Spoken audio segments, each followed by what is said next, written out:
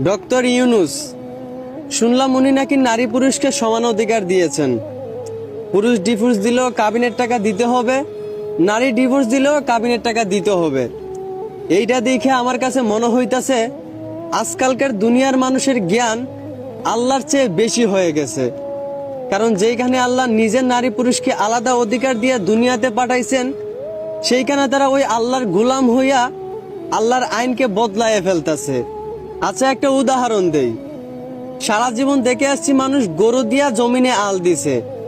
এখন যদি কেউ আইসা বলে আজ থেকে গরু আর ছাগলকে সমান অধিকার দিতে হবে, গরু ছাগল কাঁধে কাঁধ মিলে চলতে হবে, তাহলে এই দেশে উন্নতি হবে।